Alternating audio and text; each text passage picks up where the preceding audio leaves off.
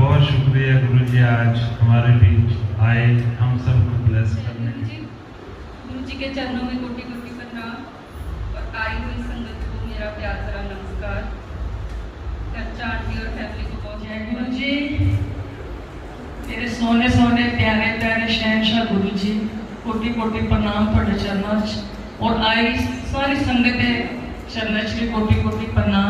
बहुत बहुत शुक्राना गुरु जी आए और इतनी सोनी सोनी संगत है। जय गुरु जी। गुरु महाराज को कोटि कोटि प्रणाम।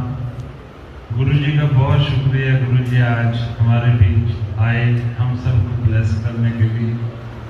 काफ़ी बार आज महाराज की फ्रेगरेंस भी आई है।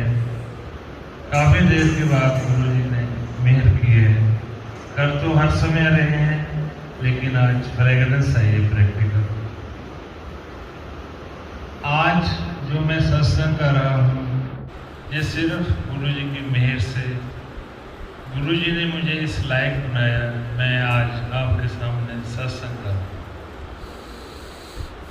गुरु जी की मर्जी के बिना कुछ भी नहीं हो सकता। अगर कुछ हो सकता है तो हमारा वहम है। वहम ज़्यादा कर लो कम कर लो, अपने हाथ में है। गुरु जी की मेहर थोड़ी समझने की भी जरूरत होती है। कुछ लोग महाराज आप भी समझाते हैं। 96 में मेरी मैरिज हुई थी। मैरिज के बाद वाइफ को एस्थमा हो गया था। काफ़ी ज़्यादा हालात खराब हो गए थे। फिर बेटी का बर्थ हुआ, उसको भी एस्थमा हो गया था। उसकी काफ़ी ज़्यादा हालात खराब हो गए थे। एस्थमे का इस दुनिया में कोई भी इलाज नहीं है, सारे वर्ल्ड में। एस्थमा पेशेंट को हमेशा ऑक्सीजन की कमी रहती है। 2001 की बात है।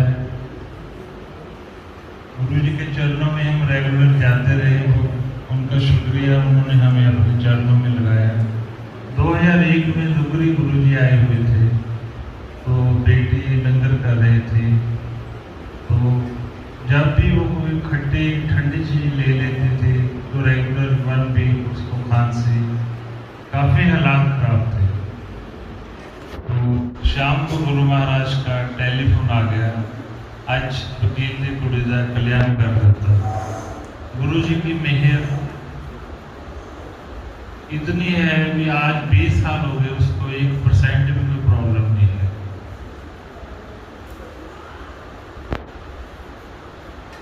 ये गुरु महाराज भगवान ही कर सकते हैं, कोई कुछ नहीं कर सकता। ऐसी वाइफ को एस्थमा था।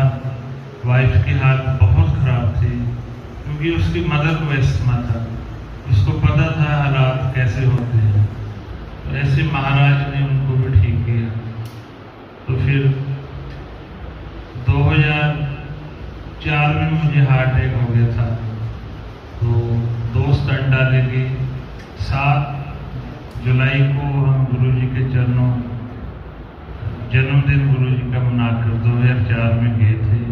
और 7 अगस्त को डॉक्टरों ने मुझे, वो जो पल्स चलती होती है हार्ट हॉस्पिटल में, वो प्लेन हो गई थी। तो जब आपको पता ही है प्लेन हो जाता है तो क्या होता है। तो जन्म गुरु जी ने दिया है 7 अगस्त 2004 को। काफ़ी गुरु जी ने ऐश कराई है, काफ़ी घुमाया फिराया है, उनकी बहुत मेहर है। तो लास्ट सत्संग में जो गुरु जी के जाने से जो लास्ट सैटरडे था, उसका मैं आपको सत्संग सुनाता हूँ। जैसे बाली अंकल ने कहा, गुरु जी की मर्जी के बिना कुछ नहीं हो सकता। ये बिल्कुल सच है। आज मानो कल मानो, हमारे हाथ। मैं गुरु जी के चरणों के पास खड़ा हुआ था, तो एक कलकत्ता से संगत आई। तो गुरु जी के चरणों में खड़े हो गए। तो गुरु जी ने उनको कहा भी आप इसको सत्संग सुनो। तो एक उन्होंने मुझे सत्संग सुनाया भी। हमारे उस तरफ एक पंडित जी हैं, उनके पास एक इंस्ट्रूमेंट है। जब इंस्ट्रूमेंट जहाँ भी रखते हैं, अगर राइट घूमता है तो पॉजिटिव है, अगर उल्ट घूमता है तो नेगेटिव है। कहते हैं हमारा बिजनेस टेबल था, वो जब भी बात करते थे 200 करोड़ 300 करोड़ की बात करते थे। कहते मतलब कि दराज था, उस पर वो इंस्ट्रूमेंट उल्टा घूमता था। तो पंडित जी बहुत परेशान हो गए, जो भी एस्ट्रोलॉजर थे। तो उन्होंने कहा भी इसको खोलो, भी क्या प्रॉब्लम है। तो जब खोला तो उसमें गुरु महाराज का स्वरूप था। तो उसने पूछा भी ये कौन है। कहते जी हमारे गुरु जी का स्वरूप है। कहते आपके गुरु जी ने तो मेरा सारा कुछ फेल कर दिया। फिर गुरु जी हंसने लग गए। तो फिर आंटी ने कहा गुरु जी मैं आपसे एक बात करनी है। तो मैं गुरु जी के पास ही खड़ा हुआ था। तो कहते हाँ जी दसो। कहते गुरु जी मेरे पास दुनिया का सारा कुछ है, धन दौलत है, हीरे जवाहरात हैं, हमारे पास 9 हेलीकॉप्टर हैं। एक हेलीकॉप्टर मैंने आपके लिए लेकर रखा हुआ है, उसमें सिर्फ आप ही बैठोगे। तो गुरु जी महाराज चुप कर गए। तो कहते गुरु जी मैं एक आपकी सेवा करनी चाहती हूँ। तो उन्होंने कहा बताओ। कहते मैं आपको एक चेक बुक देना चाहती हूँ, आप जहाँ भी सेवा समझो लगा लेना। तो गुरु जी महाराज ने उसको बहुत डांट लगाई। गुरु जी ने कहा महापुरुषों से ऐसी उल्टी सीधी बातें नहीं करते। कहने का मतलब है जो भी सेवा है गुरु जी खुद लेते हैं। हमने अपनी आत्मा को कोशिश करनी है 100% साफ और सरेंडर करने की। जितना हम गुरु जी के चरणों में सरेंडर करेंगे, सब कुछ उनके ऊपर छोड़ेंगे, हमारी लाइफ बहुत इजी हो जाएगी। गुरु जी ने जब महाराज ने चोला छोड़ना था तो उससे एक दिन पहले गुरु जी का टेलीफोन आया। तो बहुत हम गुरु जी का शुक्रगुजार हैं, उन्होंने मुझे इस लायक समझा। तो उन्होंने मुझे 5 मिनट काफ़ी बातें की, कुछ बातें समझाई भी। तो कहते रहे आप मेरे से कोई बात कर लो, मुझसे कुछ पूछ लो। जब वो बोल रहे थे तो मेरी सारी बॉडी कांप रही थी, वाइब्रेशन इतनी स्ट्रॉन्ग थी। तो फिर लास्ट में गुरु जी ने कहा अच्छा साड़ी नमस्ते। तो फिर मैं बोला गुरु जी नमस्ते तो हम करेंगे, आप क्यों करते हैं। कहते तो ऐश है। तो ऐसे गुरु महाराज की लीला है, बहुत गुरु जी की ब्लेसिंग है, एक्सप्लेन ही नहीं किया जा सकता। बस मैं तो गुरु चरणों में संगत को रिक्वेस्ट करूँगा, जितना हम अपना सब कुछ गुरु चरणों में सरेंडर करेंगे, लाइफ उतनी ही ईजी हो जाए। जय गुरु।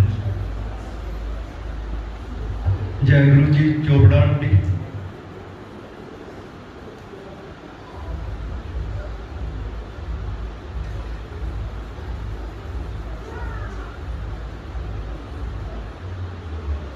जय गुरु जी। गुरु जी के चरणों में कोटि कोटि प्रणाम और आई हुई संगत को मेरा प्यार भरा नमस्कार। चर्चा आंटी और फैमिली को बहुत बहुत मुबारकबाद। गुरु जी का बैच जो पिछले 1 वीक से चल रहा है अभी तक, तो मेरी गुरु जी के चरणों में प्रार्थना है कि ये बैच ईयर लॉन्ग जारी रखें अगले 7 जुलाई तक। तो सोलन आने का भी सिलसिला ऐसे कि 2 हफ्ते पहले हमने किसी संगत ने बोला था कि सोलन चले रेणु आंटी, वहाँ कोई मंदिर है। तो हम जैसे कि अक्टूबर से हमने ना कर दी, रिफ्यूज़ कर दिया। पर फिर भी जैसे कि चंडीगढ़ में इतनी गर्मी है तो लग रहा था कि सोलन जाने का मन अटका हुआ था। तो वो गुरु जी ने आज इच्छा पूरी कर दी। तो जैसे कि सबको पता कि टाइम थोड़ा शॉर्ट है, मैं थोड़ा शॉर्ट में बताऊँगी। गुरु जी के चरणों में इस जन्म में हमारा आना जाना लगा 7 मार्च 1997 को। तो उस दिन शिवरात्रि का महापर्व था। तो मैं मंदिर से आई थी, हमारे किसी रिलेटिव ने बोला कि गुरु जी के सत्संग में चली। तो गुरु जी उन दिनों सेक्टर 33 1401 में थे। तो हम चले गए। तो उसके साथ वाला प्लॉट तब भी खाली था, अब भी खाली है।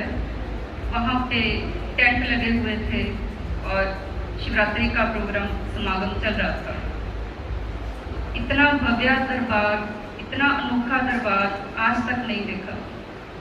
गुरु जी को तो डिस्क्राइब करना इतना मुश्किल है। वो राजाओं के राजा, बादशाहों के बादशाह, दुनिया के मालिक। उन्होंने ब्राइडल रेड चोला डाला हुआ था, उनका सिंहासन लगा हुआ था, पर वो सिंहासन पर नहीं बैठे थे, वो जमीन पर बैठे थे और 2 आंटियां उनकी चरण सेवा कर रही थी। तो हमारी रिलेटिव ने बताया कि एक आंटी तो राजेश पायलट की वाइफ रमा पायलट है और दूसरी आंटी किसी स्त्री है जो कि एयर चीफ इंडिया के उनकी वाइफ। तो मन में आया कि ये लोग भी इसी दरबार से हासिल करते हैं, तो ये जरूर कुछ अलग ही है यहाँ। फिर मैंने गुरु जी के चरण स्पर्श किए। जैसे ही मैंने ऊपर दृष्टि की तो गुरु जी ने इतने प्यार से स्माइल दी। उनकी स्माइल इतनी प्यारी गुरु जी की, उन्होंने बस जन्म जन्म के लिए अपना बना लिया। उसके बाद रोज शाम को वो बैठते थे, तो रोज शाम को मन में छटपटाहट होती थी कि गुरु जी के चले जाएं। हम अपने रिलेटिव की वेट करते थे कि वो आए, हमें लेके जाएं। वो नहीं आते तो फिर मैं अपने अंकल से कहती थी कि चलो गुरु जी के। तो अंकल ले जाते थे अनहोनी से, पर मुझे अच्छा नहीं लगता था कि अपनी मर्जी के खिलाफ लेके जा रहे हैं। तो एक दिन मैंने गुरु जी से चरण स्पर्श करते हुए मन में ये रिक्वेस्ट की, गुरु जी या तो अपना प्यार छुड़वा दो मेरे मन में से, या मेरे हस्बैंड के मन में डाल दो। उसके बाद नेक्स्ट डे से ही मेरे हस्बैंड ने खूब कहना शुरू कर दिया कि गुरु जी के चले। तो वहाँ गुरु जी के पास बैठे होते थे तो इतने सुंदर गुरु जी, इतने सुंदर चोले डालते थे कि वो यहाँ नहीं बनते थे। वो एक पुरानी संगत भी बताती है कि वो चोले जैसे जो बन के आते थे उनसे अलग भी कुछ होते थे जो कि डायरेक्ट हेवन से आते थे। इतनी अच्छी एम्ब्रॉयडरी उन पे कि बस मंत्र मुग्ध होकर हम गुरु जी की तरफ ही निहारते रहते थे। बस ऐसे लगता था वहाँ से उठे ना। तो जैसे अभी अश्विनी अंकल ने भी जिक्र किया फ्रेगरेंस का, तो वहाँ बैठे बैठे फ्रेगरेंस आती थी। तो कभी गुलाब की, कभी चमेली की, कभी रजनीगंधा की, कभी मोगरा की, कभी सैंडलवुड की, इस तरह अलग अलग खुशबू आती थी कि बट तो इतनी खुशबू आती थी जैसे किसी ने परफ्यूम की कितनी सारी बॉटल्स इकट्ठी खोल दी हों। पर फिर भी ह्यूमन माइंड है तो लॉजिक लगाता है कि शायद गुरु जी बड़ी महंगी परफ्यूम लगाते होंगे तभी आती है खुशबू, पर ऐसा नहीं था। ये गुरु जी ने बहुत जल्दी दिखा दिया। उनको कोई सर्टिफिकेट नहीं देना होता, बस उनको अपना प्यार दिखाना होता है, अपना बनाना होता है, तेज पैदा करना होता है। इस वजह से एक दिन बच्चे स्कूल गए हुए थे, मैं अपने घर में बैठी मैगजीन पढ़ रही थी मस्क डियर पे। तो उसमें आर्टिकल था मस्क डियर के पास बहुत ज़्यादा खुशबू होती है, उसके पास एक मस्क होती है जिसमें बहुत खुशबू होती है, जिसकी दवाइयाँ बनती है, थेरेप्टिक वैल्यू होती है। तो वो पढ़ के मैंने बुक बंद कर दी और मैं गुरु जी के विचार में मगन हो गई कि हमारे गुरु जी के पास तो पता नहीं कितनी मस्क होंगी जो उनसे इतनी खुशबू आती है। बस ये सोचना मात्र था कि हमारा सारा घर खुशबू से बचे। तो ये फर्स्ट टाइम था कि गुरु जी ने फ्रेगरेंस के रूप में अपनी उपस्थिति हमारे घर में दी। फिर गुरु जी ने इतनी कृपा की कि मुझे अपने बर्तन साफ करने की रहमत बख्शी। गुरु जी की कृपा से उनके बर्तन किए, उनके बर्तनों में से खाया हुआ जो शीत प्रसाद आता था, जो संगत वहाँ होती थी, या कई बार बच्चे भी किचन के दूसरे दरवाजे से खेलते आ जाते थे, मैं सबके हाथ में एक एक बूंद लटका देती। उस प्रसाद का आनंद कितना अनोखा है। उनको पता होता था कि कौन है किचन में और मैंने किसके लिए क्या भेजना है। ये गुरु जी की बहुत रहमत थी। फिर ऐसे ही एक दिन हम शाम को गुरु जी के आने के लिए तैयार हो रहे थे, तो फिर अचानक से हमारे घर में खुशबू आई। मैंने अपने हस्बैंड को और बच्चों को बुलाया, मैंने कहा देखो गुरु जी की खुशबू। तो हम नतमस्तक हो गए। उस दिन गए गुरु जी के, तो हम जब वापस आने लगे थे तो वहाँ एक नवराज अंकल होते थे, तो वो मेरे पास आए। वो कहते चोपड़ा आंटी तो आज गुरु जी ना थानू शामी याद कर दे सी। तो मैं इतनी खुश हुई, मैं कहा अच्छा किस तरह याद कर रहे थे। तो उन्होंने बताया कि गुरु जी पूछ रहे सी भांडे कौन करता है। तो मैंने उनको बताया चोपड़ा आंटी। तो मैंने कहा कि कितने बजे होंगे। तो उन्होंने बताया वही 6:30-7 का टाइम। तो संगत जी ये एग्जैक्टली वही टाइम था जब हमारे घर में खुशबू आई।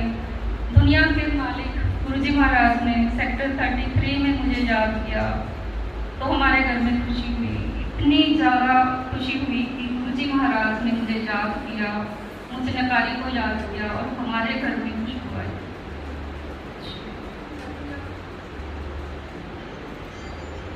तो ठीक है, जैसे कि अब हुक्म है कि शेष फिर मिलने पे अगली बार। जय गुरु जी। जय गुरु जी। गर्जा आंटी शुकराना करनगे।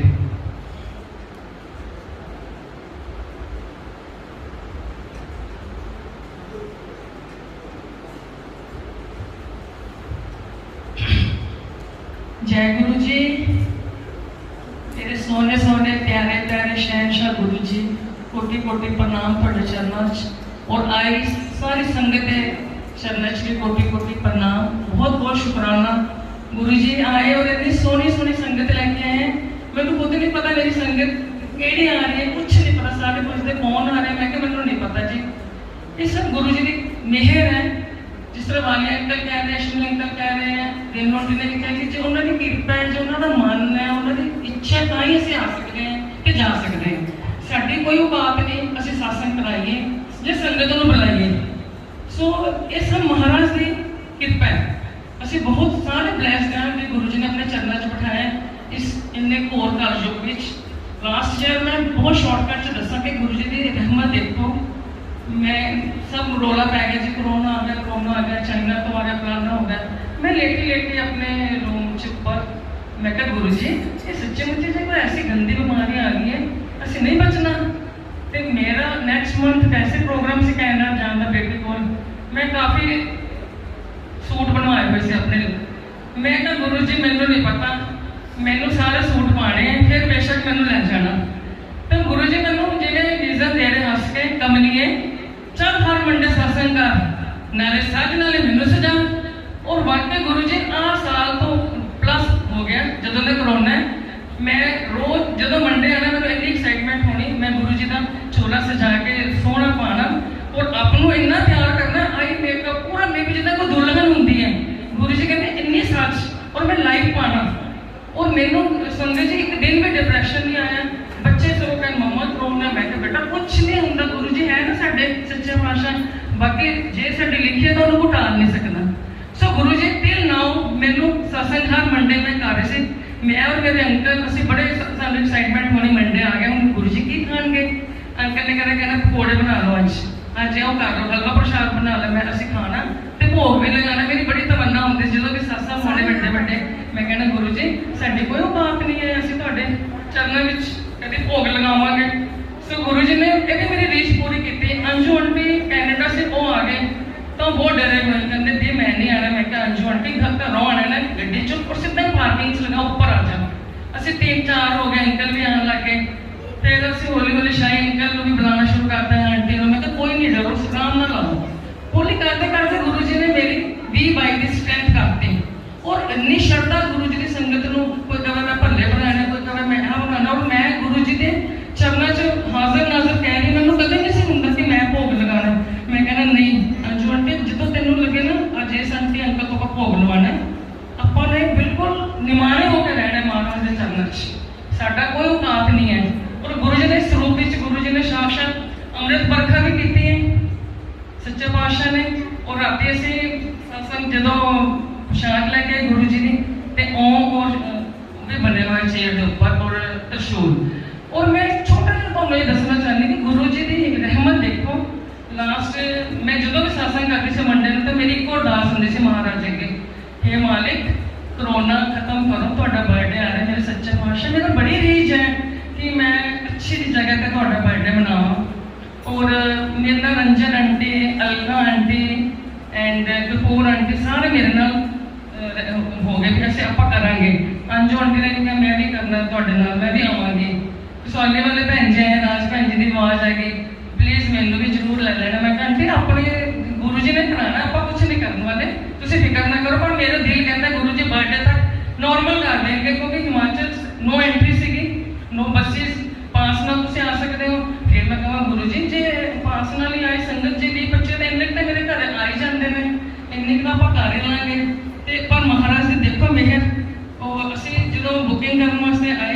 जी खुल गया तो मैं ते रंजन आंटी और भारवाल अंकल सीधा इत्थे आए होटल च असीं होर किते नहीं गए ते असीं उन्होंने कहा जी जय गुरु जी साडे गुरु जी का बर्थडे आ रहा है मैं इंज ही बोली मेरे शहनशाह का बर्थडे आ रहा है तो सानू दसो तुहाडा की है उन्होंने दस्सिया असीं इस बट नहीं कीती असीं मत्था टेक के ओके किया कहते तुसीं हाल तो देखो एक बार आके वो अंकल कहते हैं हॉल है नवा बिल्कुल ये अजे कोई एंट्री नहीं हुई इस जिन्ने सोफे सारे कवर हुए सी प्लास्टिक और मैं क्या मेरे शहनशाह ने कहा तुसीं देखो हॉल जो मैं हॉल च एंटर की आंटी साडे रूम ते खड़े हो गए मैं बस इहो मेरे गुरु जी ने इत्थे आणगे उन्होंने मैं वर्मा अंकल को कहा जिहड़े इत्थों दे ओनर है मैं कहा गुरु जी देखो तुहाडे फर्स्ट एंट्री गुरु जी कर रहे तुहाडे हुण मारे ने आ रहे होर होणगे ते ही सेड कि जय गुरु जी सो गुरु जी की कृपा नाल साडा छोटा जिहा सत्संग सक्सैस हो गया मेरी ये इच्छा सारे खुशी खुशी जाओ झोलियां भर के जाओ गुरु जी के चरणों च सरेंडर कर दो कुछ नहीं लै जाना संसार में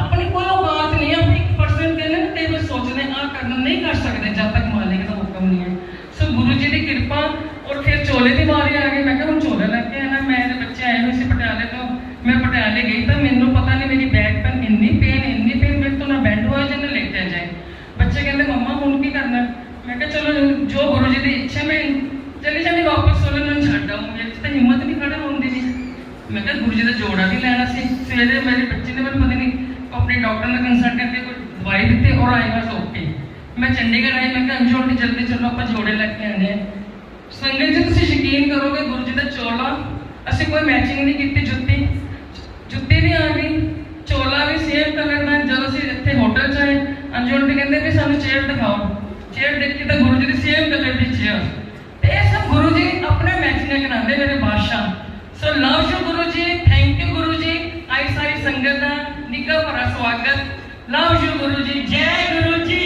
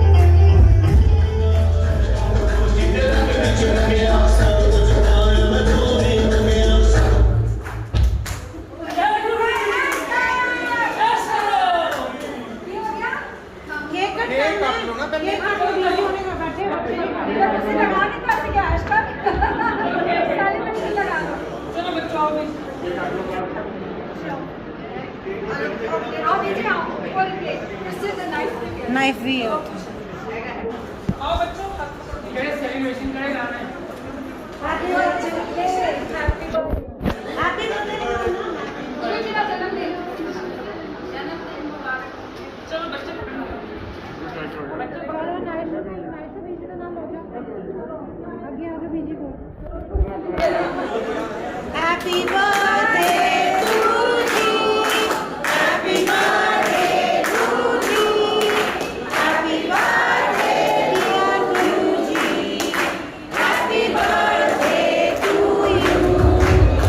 Happy